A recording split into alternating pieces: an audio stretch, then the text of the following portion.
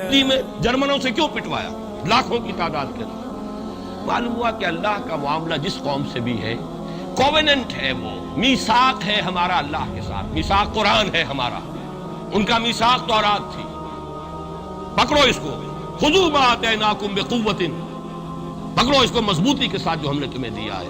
اگر اس سے بے وفائی کرو گے تو ہم سے کوئی تعلق نہیں، بلکہ تم مجرم ہوگے اصل میں۔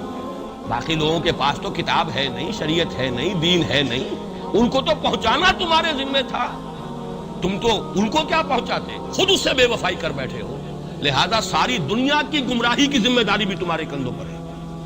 یہ ہے وہ جرم جس کی بنا پر سزا ملے گی، سزا کے مستحق ہیں ہم، اور ہم میں سب سے بڑھ کر عرب ہیں جن کی مادری زبان عربی ہے، جن کو صرف نحو پڑھنے کی ضرورت نہیں قرآن سمجھنے کے لیے، وہ تو از دل خیزت بر دل ریزت، براہ راست کمیونیکیشن قرآن سے ہو رہی ہے۔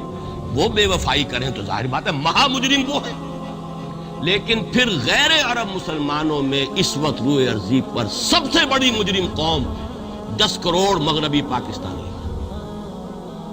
یہ میں ڈنکے کی چوٹ کہہ رہا ہوں اور بہت عرصے سے کہہ رہا ہوں، اس لیے کہ ہم وہ لوگ ہیں کہ جنہوں نے اسلام کے نام پر ملک بنایا۔ کوئی ملک دوسرا دنیا میں اس وقت اسلام کے نام پر نہیں بنا۔ ہم وہ لوگ ہیں پاکستان بنانے کے لیے لاکھوں جانیں مسلمانوں کی کلمہ گوؤں کی گئیں اور ہزاروں عصمتیں لوٹی، اور نہ معلوم کتنی مسلمان لڑکیاں اور عورتیں جو ہے رہ گئی پھر بھی ہمیشہ ہی سکھوں کے پاس، اور وہ آئی نہیں پاکستان اس اسلام کے نام پر۔ اور کیا کیا ہے ہم نے؟ 46 برس ہو گئے، اس کہاں اسلام؟ لہذا اس سے بڑی مجرم قوم عربوں کے بعد ہم یہ کہہ سکتے ہیں ہمارا عام آدمی قرآن نہیں پڑھتا، قرآن جانتا نہیں، ٹھیک ہے، اپلی ہے کچھ نہ کچھ، اس اعتبار سے ان کے بعد نمبر ہمارا ہے، لیکن باقی پوری دنیا کے مسلمانوں سے بڑھ کر مجرم ہیں۔ اور ہم اصل میں نہ صرف یہ کہ خود اپنے حصے کے مجرم ہیں، بھارت کے مسلمانوں کا بھی سارا وبال ہماری گردن پر ہے۔ آج میں چاہتا ہوں کہ اس کو آپ اچھی طرح نوٹ کر لیں۔ بھارت کے مسلمانوں نے، جسے آپ فرض کفایہ کہتے ہیں، نماز جنازہ فرض کفایہ، چند لوگوں نے بھی کسی مسلمان کی نماز پڑھ لی تو سب کی طرف سے ادا ہوگی، کسی نے بھی نہیں پڑھی تو سب مجرم ہو جائیں گے، بستی کے سب لوگ مجرم ہیں۔ بھارت کے مسلمانوں نے فرض کفایہ ادا کیا جب پاکستان بنوا دیا آپ کو، اور اس کی قیمت آج بھی وہ دے رہا ہے۔ کھلے نعرے لگ رہے ہیں، مسلمان کے 2 استھان، پاکستان یا قبرستان، تیسرا کوئی جگہ نہیں۔ ڈنکے کی چوٹ کہا بابری مسجد کے بعد ایل کے اڈوانی نے، ہم ساری مسجدیں گرا دیں گے ہندوستان میں، کوئی مسجد باقی نہیں چھوڑیں۔ ڈنکے کی چوٹ اعلانیہ، یہ سب کچھ ہو رہا ہے، اور یہ نعرے تو نہ معلوم کب سے لگ رہے ہیں، اور نہ معلوم کب سے میں یہاں ان مسجدوں کے اندر بھی اور اپنی تقریروں میں وارن کرتا رہا کہ کیا وہاں ہو رہا ہے، لیکن ہمارے تو کان پر جو نہیں ریگتی، ہمارے تو وہی دھندے ہیں، وہی کاروبار ہے، اپنا بزنس ہے، اس کے سارے مسئلے ہیں، اس کی اپنی بلڈنگیں ہیں، اپنی موٹریں ہیں، اپنے ٹیلی ویژن ہیں، اپنے کئی کورسز کے ڈنرز ہیں۔ اللہ خیر صلی اللہ، ہمیں بحث کیا اسلام سے؟ تو بتائیے ہم سے بڑا مجرم کون ہوگا؟ آج جو کچھ ہندوستانی مسلمان پر بیت رہی ہے اس کا جرم ہمارے کندھے پر ہے۔ یہ میں جذباتی انداز میں نہیں کہہ رہا، میں تو 2 اور 2 4 کی طرح ثابت کر سکتا ہوں۔ انہوں نے فرض کفایہ ادا کر دیا، اور اس وقت یاد کیجئے مولانا ابوالکلام آزاد، مولانا مدنی، جمعیت علماء ہند کے علماء اپنے تقدس اور اپنے تدین اور اپنے تقوی کے اعتبار سے انکویسچنیبل، کوئی شک و شبہ نہیں ہو سکتا ان کی نیت پر اور ان کے تقوی پر اور کردار پر، انہوں نے کیا کہا تھا؟ یہی کہا تھا کہ یہ پاکستان بنا کر تم مسلمانان ہند کو 3 حصوں میں تقسیم کر دو گے۔ 3 میں کہا تھا، 2 میں نہیں، 3 میں، حالانکہ بظاہر تو ایک پاکستان بن رہا تھا، لیکن یہ مولانا ابوالکلام آزاد کے الفاظ تھے کہ 25 برس سے زیادہ یہ 2 خطے یکجا نہیں رہ سکتے، اور 25 برس کیا، 24 برس میں ٹوٹ گیا پاکستان، 25 برس پورے نہیں ہوئے، اور ان کے الفاظ تھے یہ کہ 25 برس سے زائد ہی جمع نہیں رہ سکتے، 24 برس میں ختم ہو گیا۔ 16 دسمبر 1971 کو پاکستان ختم ہو گیا کہ نہیں ہو 71 کو۔ بہرحال نوٹ کرنے کی بات ہے، انہوں نے، ہم نے کیا کہا تھا؟ میں بھی مسلم لیگی تھا، میں نے بھی نعرے لگائے، چاہے غیر شعوری دور تھا، ہائی اسکول اسٹوڈنٹ تھا، پاکستان کا مطلب کیا، لا الہ الا اللہ، فلک شگاف نعرے لگائے ہیں، اور نوائے وقت کا پرچہ انتظار کرتے تھے اسٹیشن پر کھڑے ہو کر، حصار ریلوے اسٹیشن کے اوپر، کہ اب گاڑی آئی اور اب نوائے وقت لیا اور پھیل گئے پورے شہر میں اس کو پہنچانے کے لیے۔ ہم کیا کہا کرتے تھے؟ ارے نہیں، 2 طرف سے پاکستان جو ہے مضبوط پاکستان ہوگا، ہندوستان میں کسی ہندو کو جرت ہوگی مسلمان کے لیے کوئی میلی نگاہ سے دیکھنا بھی؟ وہ سارے خواب کہاں گئے؟ وہ تو ہرن ہوئے۔ وہ دو طرف کا جفا تھا وہ تو ختم ہوا، اس لیے کہ وہ زنبور تو اب رہا ہی نہیں، وہ تو کھل گئی، نوٹ ہی ختم ہوئی وہ مشرقی پاکستان۔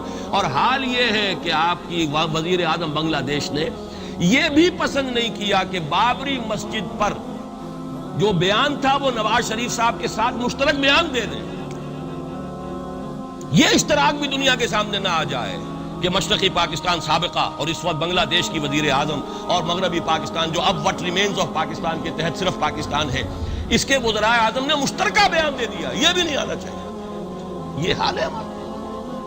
حالانکہ بات اپنی جگہ پر کوئی ایسی نہیں تھی، کوئی سیاسی نہیں، ایک مذہبی معاملے کے اوپر اظہار رائے کرنا تھا، انہوں نے کہا نہیں آپ کے ساتھ مشترک بیان میں نہیں دوں گی، نہیں دیا اس نے۔ تو وہ جو تھا دو طرف سے جب تھا وہ تو سن 71 میں کھل گیا۔ جو ہمارا حال ہے وہ تو ہونا ہی تھا۔ یہ ملک بنا اسلام کے نام پر، اس کا استحکام ہو سکتا تھا تو صرف اسلام کی بنیاد پر ہو سکتا تھا۔ اسلام سے غداری کی، لہذا یہاں تو اب قومیتیں ہیں، یہاں تو اب ایتھنک اور ریجنل اور نہ معلوم کس کس قسم کی اور لنگوسٹک جو ہے نیشنلٹیز ہیں، نیشنلزمز ہیں، وہ جو ایک امت ایک وقت میں بن گئی تھی، ایک قوم مسلم قوم ہندو کے مقابلے کے لیے، وہ تو ختم ہوئی۔ اور حال کیا ہو گیا ہے، اس سے پہلے بھی کبھی کبھی ہندو مسلم فسادات ہوتے تھے۔ کیا سندھ سے مسلمان نہیں پہنچ جاتا تھا وہاں ریلیف کے لیے؟ کیا پنجاب سے اور سرحد سے مسلمان نہیں جاتے تھے؟ بہار نہیں گئے تھے؟ کیا کانپور کی مسجد شہید ہوئی تھی 1915 میں تو پوری ہندوستان سے مسلمان نہیں پہنچے؟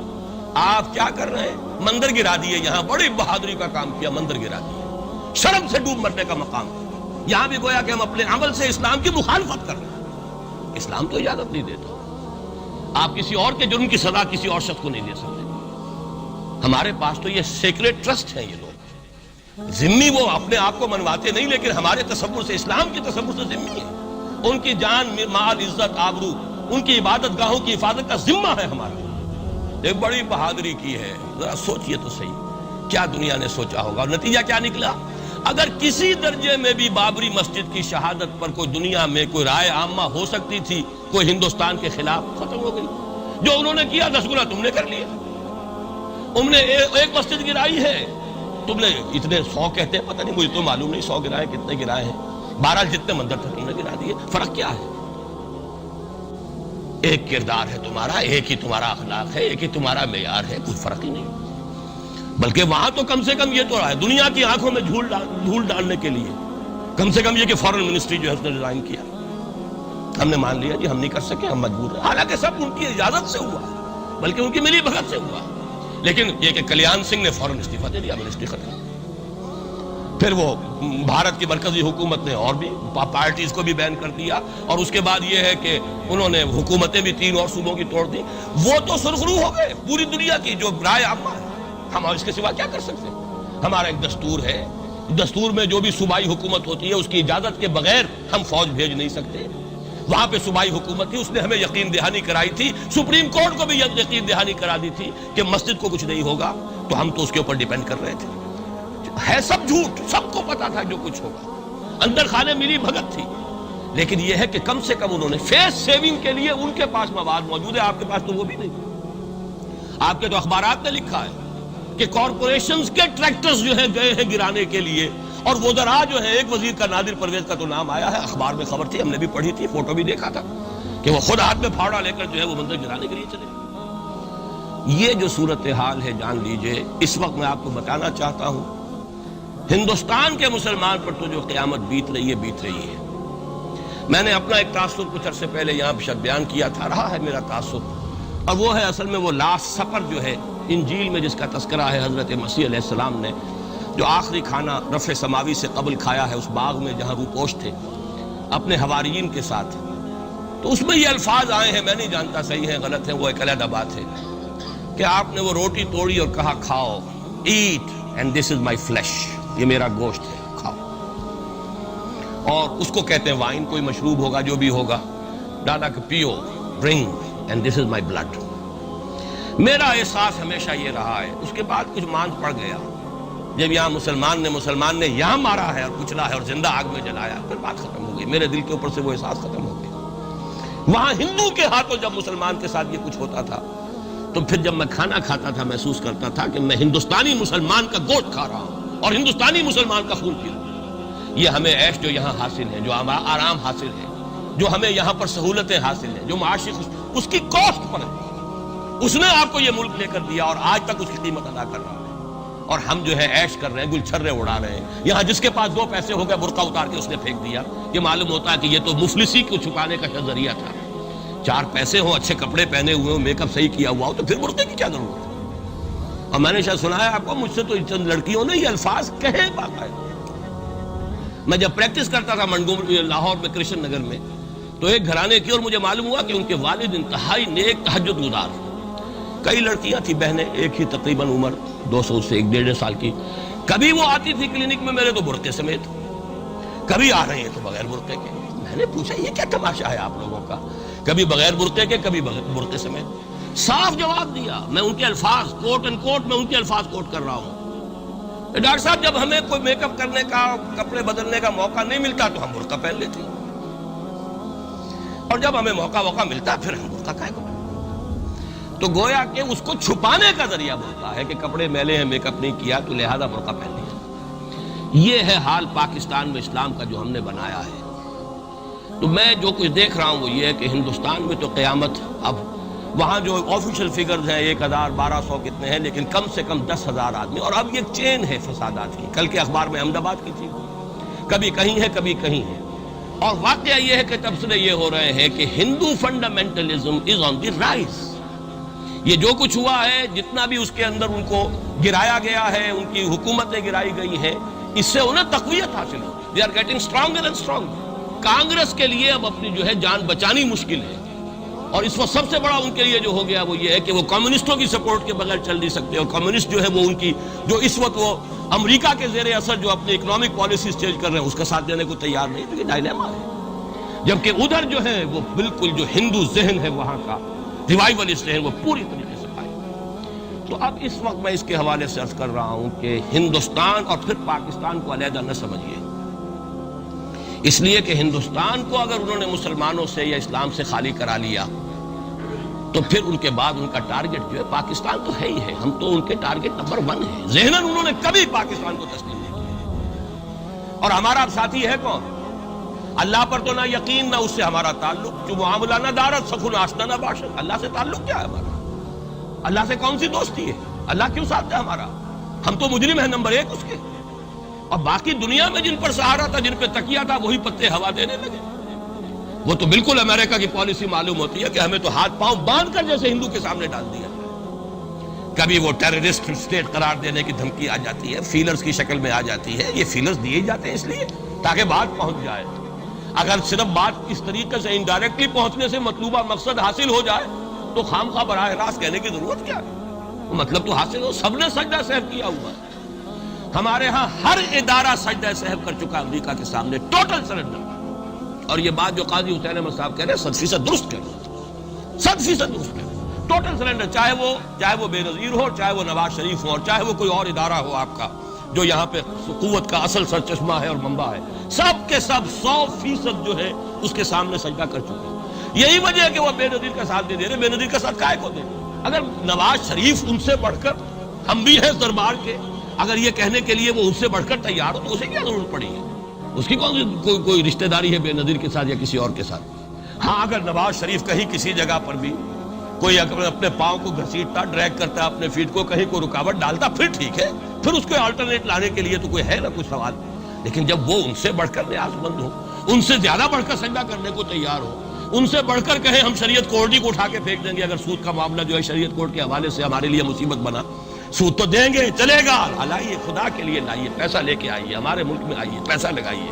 اور یہ سود وود کا یہ کوئی مولوی لوگ ہیں پاگل جو کہتے ہیں کہ یہ کوئی حرام ہے، اور کوئی پاگل ہمارے شاید وہ کورٹ والے بیٹھے ہوئے تھے جنہوں نے اسے کہہ دیا کہ بینک انٹرسٹ بھی جو ہے ربا ہے. باقی آپ ہم سے کوئی ڈر نہ رکھیے. میرے اسلام کو اب قصہ ماضی سمجھو، ہنس کے وہ مس بولی کہ پھر مجھ کو بھی راضی سمجھو. سیدھی بات ہے. جھگڑا تو اسلام سے تمہارے سے تو نہیں، نہ بے نظیر سے جھگڑا ہے اور نہ نواز شریف سے جھگڑا ہے، جھگڑا اسلام سے. اس حوالے سے بہت برا وقت آ رہا ہے، اور اس میں ایک پہلو میں اور چاہتا ہوں کہ آپ حضرات کے سامنے بیان کر دوں. پوری دنیا میں تو فنڈامنٹلسٹ مشہور ہو گیا مسلمان، پوری دنیا کا ذرائع ابلاغ لگے ہوئے ہیں. اصل فنڈامنٹلزم جو ہے، بلکہ 2 باتیں عرض کر دوں، ریشزم پوری دنیا میں بدنام، گالی، اور اصل ریشسٹ ملک اسرائیل، اسے کوئی کچھ نہیں کہتا، اس لیے کہ وہ مذہبی ریاست نہیں ہے، وہ تو بلکہ یہودیت ہے ہی نسلی مذہب۔ ساؤتھ افریقہ کیا ہوگا کوئی نسل پرست قوم یا نسل پرست ملک؟ وہ تو کچھ بھی نہیں تھا۔ اصل جو نسل پرست ہیں وہ تو یہودی ہیں، انہیں کوئی کچھ نہیں کہہ رہا۔ ریشسٹ وہ فنڈامنٹلزم اصل جو چلا ہے وہ ہندوستان میں چلا ہے، بدنام پوری دنیا میں مسلمان ہو گیا۔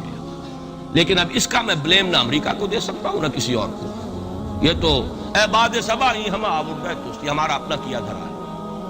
میں آپ کو ایک حوالے سے بتا دینا چاہتا ہوں، ہمارے ہاں علامہ مشرقی اٹھے، چپ راس چپ چپ راس چپ اور بیل چاپ پورے ہندوستان کو دہلا دیا، دہل گئی زمین ہندوستان کی، راس کماری سے لے کے ذرا خیبر تک، اور بڑے بڑے نوٹیبلز۔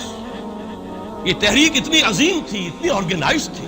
آپ کو معلوم ہے یہ تالپور برادران جو ہے، دونوں بھائی جو تھے، یہ خاکسار تھے، بڑے بڑے لوگ، سندھ میں، فرنٹیئر میں، پنجاب میں، ہر جگہ پر، اور ایسی زبردست آرگنائزیشن، بالکل ملٹری والی، ان کے سارے قواعد ملٹری کے۔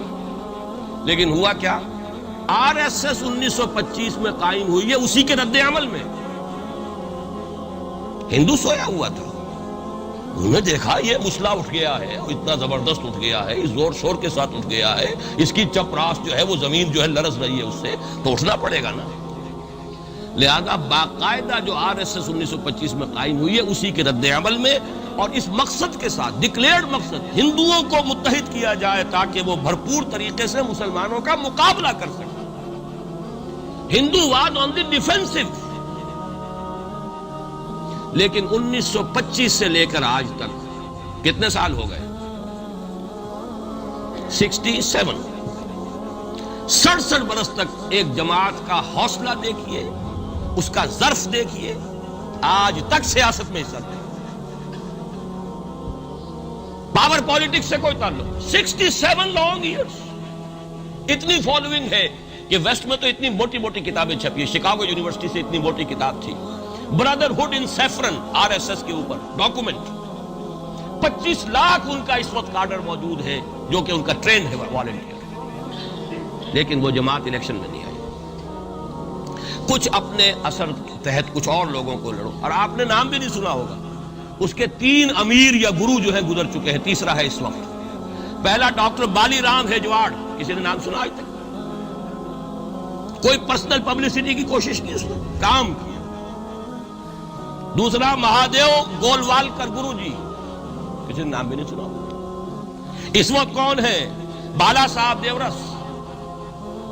یہ 3 ان کی عمارتیں کہہ لیں یا جو بھی کہہ لیں، خلافتیں ہیں جو آئی ہیں، اور ایسا منظم نظام ہے، لیکن کہیں سیاست میں سے ہمارا فنڈامنٹلسٹ سیاست کے میدان میں آ کے زیرو ہو چکا۔